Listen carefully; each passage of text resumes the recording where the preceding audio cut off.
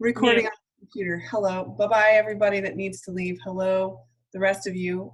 Right now, I'm doing a live Zoom recording of the equal time points lecture. So let me go back to the modules and show you where this is, because for everyone watching on this recording right now, and I'm going to double check that I'm actually recording. Okay, yes, we are. For everyone watching, you're going to have to follow along with me, or you're going to get absolutely nothing out of this and you're going to be super confused. So first thing, go to modules, click in there. For everybody in the live Zoom, do this too. You scroll down to 308, equal time points. Okay, there's two links in here. One leads you to the homework. The homework will be a separate Zoom recording. I'm going to stop this recording after question and answer time, and I'm going to restart a new recording just to go over the ETP homework. So in this class, in this semester, with all this crazy stuff going on, I'm going to delete the ETP section, the fictional ETP section of your project. The ETP homework is going to be the only thing required of you to show your understanding of equal time points. Okay? That was my command decision as of this morning when I tried to think about how I'm going to teach this. So when you click into the module equal time points, you're going to see the PowerPoint, and there's a lab here. And then these two right here, the simplified and calculation, are for people who are mathematicians and who like to understand derivations of formulas. So if you click on this and you look at the calculation and the simplified version of it, I'll just show it to you real quick, what it is. It is rather complex for us non-mathematicians. You don't need to fully grasp this. I'll tell you that right now. As a pilot flying these things, what I want you to fully grasp is the concept behind it. This right here is how we got to the formula that we use. This total distance times ground speed to return over ground speed to return plus ground speed forward. That's our final answer in terms of how we calculate it. And if you like, you can totally eliminate this from your brain and just say, yes, ma'am, this is what we use for the formula, okay? Oops, just close current tab. Okay, back to where I was about ready to start in on this ETP fall 15. That's the last time I updated it, this lecture. Oops, I can find it. Okay, beginning at the beginning. Okay, I'm gonna leave my little thumbnails over here because I find that there's less glitches if I do this. ETPs are a decision-making tool. That is it. That's all it is. In real life, your dispatcher or set of dispatchers will come up with your equal time point for you. And you will show up and you will say, all right, if I have any of these situations, if I have to depressurize and fly at 10,000 feet to my destination, if I have someone having a heart attack or a preterm baby, if I have an engine failure or I have to shut it down, or say I have airframe icing and I have to descend way below the planned altitude and burn more fuel, this is a decision point that gives me basically a really quick idea of where I need to turn and what I need to do. Trust me, from someone who's gotten hit by lightning over the Atlantic Ocean, it really helps when you're in a panic, you're running checklists, you go, all right, we're past our ETP, so we're going on towards our destination. Or we are not to the ETP yet, we're going to turn around and go back to our divert field. It makes it easy, in other words. They are required for overwater flights with Part 121 airlines. They were also required in the US military. So you might be asking yourself, do I really calculate these things in real life? And the answer is no. In my case, I had a navigator and they were put through special training to be able to calculate an ETP. In your case, to get through your ATP and to get through an airline check ride, you're gonna have to demonstrate your understanding of ETP calculations. So, and this is from a Delta pilot who said, yes, we do have to understand this. Therefore, I continue to teach it. ETP is a time, so it's an equal time to either go forward or go back. Whether or not you're going to the destination or to some other divert field, it tells you that you're at an equal point. In order to get a distance so that we can plot it on a chart, we have to run a formula. And in this class, I'm going to teach you that formula. This formula accounts for the effect of wind. So if you've got a headwind, you're going to actually travel further to get to the ETP than if you have a tailwind. So that means your ETP shifts based on the daily wind and the forecast. You cannot calculate an ETP a week prior to a flight. You calculate an ETP the day that you're leaving, just as soon as possible before you leave. Basically, your dispatcher gives you that report that says, hey, here's your ETP for the day. This is current wind forecasts because we are relying on them to get us an accurate ground speed. Let me go show you, before I even show you anything else, what it looks like on the American Airlines dispatch release that you will have to read for your project. This is the ETP block. If you want to follow me here, you can pause and pull up page 8 of 22. Just to walk you through what it looks like. This is an ETP/ETOPS, which we'll go over later. And it says 120-minute area of operations rule. That's for the ETOPS section. But your ETP is listed twice. Notice there's two paragraphs. This first paragraph is for St. John's and Lajes. This second one is between Lajes and Porto. So these two airfields, at this point in the flight right here at 1879 nautical miles to go and 3 hours and 6 minutes into the flight, if you turn and go to St. John's or you turn and go to Lajes, it will take you exactly 1 hour and 47 minutes to get to either one of those places. Therefore, equal time points. So when I ask you in project 2 to answer the question, what is your equal time between Lajes and St. John's, it's 1 hour 47 minutes. Similarly, down here from Lajes to Porto, which is in Portugal, and you've got 986 nautical miles left to go at that point in the flight plan, and you're 4 hours and 50 minutes into the flight. From this point, this equal time point, it's going to take you exactly 1 hour and 14 minutes to get to either place. Make sense? All right. So basic concept of an ETP is that they give you a location in space, an actual mileage, and a lat long right here. See, they give you a space, a point in time where it's going to take you an equal amount of time to get to either one of these divert airfields. You might ask yourself, why do I care how they calculate this? Well, the FAA cares. So here's your terms. You got distance total. So if you designate St. John's, like they did, as one of your ETP divert fields, and you designate Lajes, which is an island system in the middle of the ocean, as your other divert, this distance total is the nautical miles between the ETP airports or waypoints to be in these airports. Okay, so I'm going to give you this. Your flight plan is going to give you this. The ETP itself is going to be a distance or time. We're going to figure out both from the last suitable airport to the ETP. And then we need to understand that ground speed return versus ground speed forward is, I got my handy whiteboard. In class, I would draw all this out on a bigger whiteboard so you can all see me better, but I drew a very elementary picture of our flight plan. We're going from Philadelphia to London Heathrow across the ocean, right? So, and this right here, we fly over land quite a bit before we exit land into the Atlantic Ocean and all the way across to Heathrow. St. John's just happens to be situated a little bit further out than Philadelphia, so it kind of makes sense. It's a big airport. It's a nice divert field. There's an emergency room if you have a passenger having a heart attack or something. So St. John's is our first divert field. And I've drawn, this is not to scale, folks, not to scale. I've drawn Lajes, LPLA.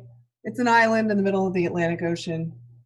So between these two fields, we have this changeover waypoint, and that's going to be our first ETP. And then we actually, this is our Great Circle route of flight. we in our Airbus are going to fly our Great Circle Route flight as planned. But if we have to divert and we're here at the X, right there, we're going to turn around because we haven't reached our first ETP, and we're going to divert back to St. John's. With appropriate approval from dispatch, imagine that you needed some sort of maintenance and it wasn't a critical emergency, we could actually get approval to divert all the way back to Philadelphia. But that's a different story. So the ETPs are built so that you have a decision point. Imagine we're past this point. We're in this gray limbo area. If we need to divert at that X, we're going to go to Lajes. Here's Porto. Okay, let's imagine Portugal's down here. Can you see Portugal? LPPR. Okay, here's the second ETP. After this ETP, you either get approval to continue to London Heathrow or you divert to Porto. Okay, clear as mud yet? We'll do some examples, don't worry. First thing we need to understand is that our ground speed depends on winds. So if I take off and I've got a honking headwind out of Philadelphia, say the wind is blowing me like that against me, all right, I am going to take longer to get to, say, right here where I need to divert than to turn around and go back. So the ETP is going to shift based on winds. The ground speed from this ETP, this theoretical place where we're turning around, back is called the ground speed to return. The ground speed to go forward is, just terminology-wise, the ground speed from the ETP to the first suitable airport, which is Lajes. All right, here's your calculation. Distance to return, which is however far distance-wise from the ETP back to where you're diverting, over ground speed to return equals distance to continue over ground speed to continue. Then we step through a lot of complex math to arrive at a final formula, which I'm not going to do in great depth because this is not a math class. This is more like a pilot's what you need to know about ETPs class. Your ETP, or your equal time point, represents the distance total for the entire flight from ETP to ETP, or from divert airfield to divert airfield, times ground speed to return, over, divided by ground speed to continue plus ground speed to return. Okay. At this point, I know I said mute yourselves and be quiet, but if you do have a question that's relevant to this formula, I definitely invite you to ask at this point. But I'll continue. So the distance total times ground speed to return over ground speed to return plus ground speed forward. I highly recommend that you write it down because we're going to practice the formula. Talking about numerators, not that important, but not important concept mathematically to truly understand. As long as you're plugging in the correct numbers here, and you know the concept of where and how it moves, physically moves the ETP, then you'll be good. All right, so the simple part is actually getting the nautical miles between the ETP airports because it's given to you on your flight plan. So we're going to fill it in pretty soon. I'll show you how to fill in your worksheet. Ground speed to return is your average true airspeed for the second part of the flight, plus or minus the wind component of the first part. Ground speed to continue is your average ground speed for the second part. Okay. Why do we care? Maybe Michaela can pipe in now if you're still here, Michaela. Nope. I think you are. Why do we care about the average true airspeed for the second part? Anyone? See if you remember how to explain this. I don't know what you're asking. Why don't we just use an average true airspeed for the entire flight? Why are we pulling it from the second part only? This section. Oh, hold on, I have to look at the, can you click on the equation? Sure. Thanks. Distance total ground speed forward. And we're using that to calculate ground speed forward, right? Mhm. So we're finding the average true airspeed, and then we're going to either add or subtract our wind to get an assumed average ground speed forward. Exactly. And we care about the second part because we've got to have a first and a second part. Imagine, and I'll get back to my question in just a second to you, but imagine CYQX, which is someplace in Canada, I can't, Yarmouth or something like that. It doesn't matter where this is. This is our divert airfield. Imagine that's the first ETP divert airfield. And this is our final divert airfield. So we're trying to figure out the equal time point between these two. And off of our flight plan, we've copied every point and the entire list of distance, ground speed, and true airspeed, and wind component throughout. We have to divide this in half based on, you know, this formula. It requires us to divide it in half. But we divided it in half by just straight distance first. Exactly. So you So cut to a full distance divided by 2, and that's where we mark the line where we have the ground speed from the first half, true airspeed from the second half. exactly. And I will fully admit that this is a confusing concept because how do we know our equal time point is actually going to be in between these 2 points that represent a midpoint mileage wise?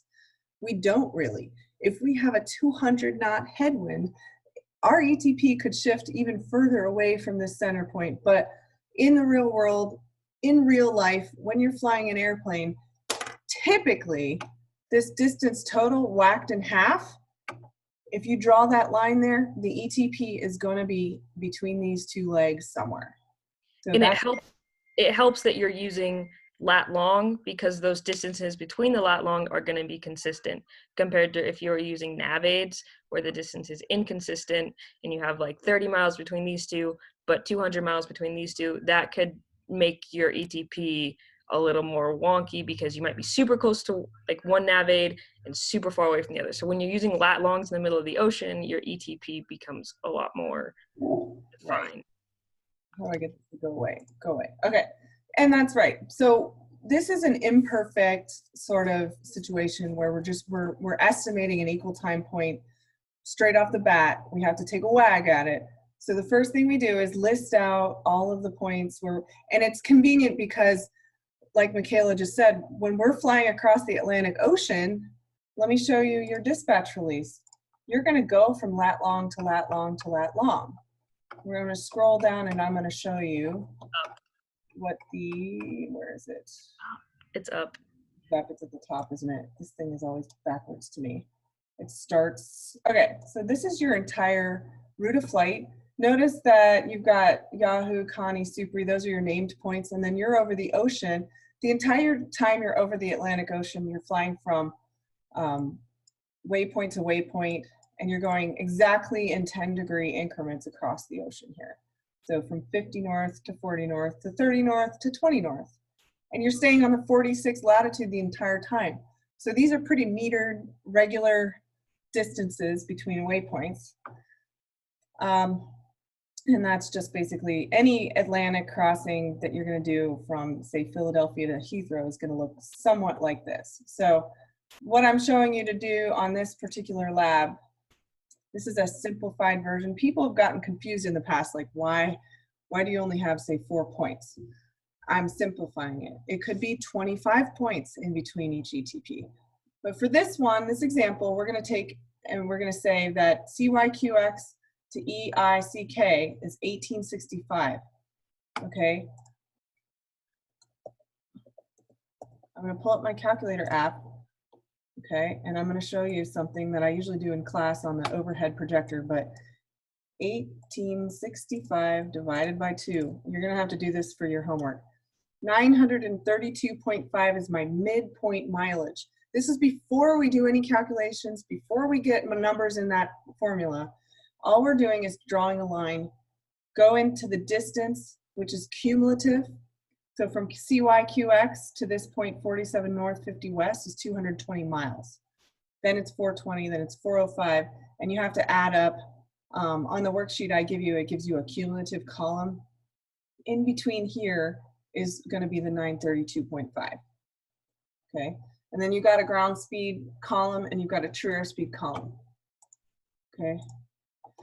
So the average true airspeed, this is the hardest thing to get across in class, is that your airplane, based on weight, based on center of gravity and center of pressure throughout a flight, true airspeed shifts a little bit.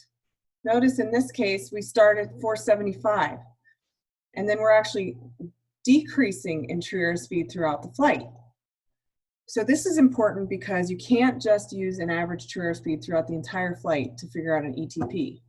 When you turn around, and this whole thing is predicated upon us theoretically getting to the ETP and turning back around, our ground speed to return is going to be the average true airspeed forward. Let me go to this right here. Ground speed to return, average true airspeed for the second part, which is this green section here, because we're at that weight at this point in the flight. Plus or minus the wind component from the first part. Imagine we turn around in this air mass and we've got a tailwind the whole way through the flight, but we're turning around right here. We're going back. Now we have a headwind, so we have to reverse this. We're going to average these three wind components, 45, 41, and 42, and we're going to end up with, it's actually on the slide, 43. 41, 42 divided by 3. We end up with an average ground speed to return, which ends up being negative 43. Tailwind becomes a headwind. Is everyone following so far? This is always lost in translation just a little bit in class too. So if you want to rewatch what I'm saying, go through the slides. The color coding really helps because what you're doing is you're reversing the ground speed. So basically, it's, well, if you're at the equal time point and you turn around, you're still going to be decreasing in weight as you burn fuel. So that's why you use the true airspeed from the second part. Exactly. So you don't go back to the true airspeed you were before because you're not at that weight anymore. You're still flying. So that's why we use the true airspeed from the second part. Thank you. Yes, and I like it because I'll give it to you my version, and then Michaela can give it to you in the simplified student version. Sometimes that helps a lot. So ground speed forward is really easy. The average ground speed for the second part, which is forward. So if we turned around right here, the ground speed to return would be obviously the average true airspeed the second part plus or minus the wind component for the first part. So reverse that. If we're going forward, we're simply taking the ground speed 495 plus 495 plus 495. That's a really hard average to do. It's 495. Usually it doesn't work out that well, but all we have is 495 divided by 3. Hey, guess what? It's 495. You're a genius, Michelle. God, no. God, I'm doing this super simplified because we're going to put different numbers in it, and it's going to get a little bit harder as we go. But distance total, okay, 1865. We just plug it in times the ground speed to return, and that's the same number twice, 415. And if you guys get confused about ground speed to return, both me and Michaela are available to explain it, because the ground speed to return is far and away the hardest concept to grasp in this particular lecture. But ground speed forward should be pretty easy. It's literally the second half of your ground speeds just averaged. So we end up with this number over this number, and voila, the ETP is at 850 nautical miles. And we're going to plot that so expertly here on our little line from CYQX to EICK. 850s here. Remember, our midpoint mileage was 932.5, but our ETP is 850. And that's simply because of the effects of wind. Make sense? So, yeah, so in the beginning, we found our total distance. We divided it by 2, guesstimating that between the 2 points, 850, our actual ETP would land. So when you do the total distance and you find 932.5, you're making an assumed ETP kind of thing, so we can use that for the rest of our calculations. Right. But that's not your ETP. Then you do all the math and you find your actual ETP, and you're hoping that it actually lands between the 2 points that we picked originally, so we don't have to do our ground speed forward and return again, correct? Correct. And sometimes it's miraculous and it does land in the same, between the same 2 points. Other times, like the more complex project 2 calculation that I was going to make you guys do, Sometimes it doesn't land between the 2 points, but 932.5 is a good baseline to begin, because in a perfect universe where there's absolutely no wind on that particular day, of course, your ETP would be at the midpoint mileage. Does that make sense? So if your ground speed equals your true airspeed and there's no wind whatsoever, ETP would simply be the midpoint mileage. Okay, so here's an example with our two ETPs are Goose Bay and Keflavik, Iceland, and then Keflavik to Prestwick. Makes sense? This is our old project, so it's a good example to show you without having to give you the answers to the one you're going to do. That's what we're going to do an example of in a lab in just a second. But so here's a block just like the one I just showed you on your American Airlines dispatch release. If I play the actual slideshow, it'll zoom in a little bit for us. There you go. So right here we have just a different example of the same kind of concept. We've got the ETP between CYR and Bickif is at 1440. Important to recognize that 1440 nautical miles is what your flight management system says you have distance to go, or DTG. That's how flight management systems work. They count down to your destination. So that's your mileage at that point. Time is time elapsed from takeoff. So 3 hours and 44 minutes into the flight at that point and that mileage, you're at your ETP. Okay. Now, furthermore, understanding how this works in terms of fuel. So your fuel on board right here at this point should be about 48,033 pounds. That's ideal, like if everything's working perfectly. But if, say, you have an unplanned, unforecasted headwind or something's gone wrong and you burned more fuel than you wanted to, it says right here, critical fuel burn off is 41,643. So at this point, if you don't have 41,643 pounds of fuel on board, your dispatchers are asking you to immediately divert to either one of these airports. Make sense?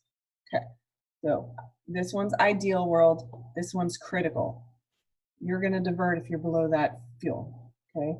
So engine out time, if you do have to shut down an engine, it'll take you 2 hours and 18 minutes on one engine to get to either one of those places.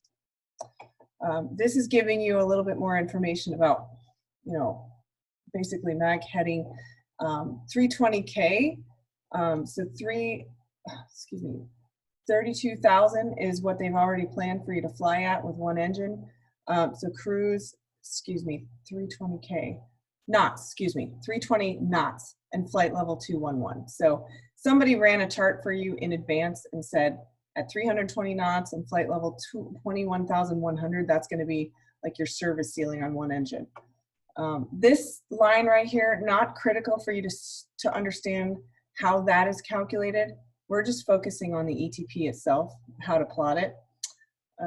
Beyond that, this tells you exactly how to get there to each point. If you choose YYR, which is the same thing as CYYR, then this is the waypoint where you put it in your FMS.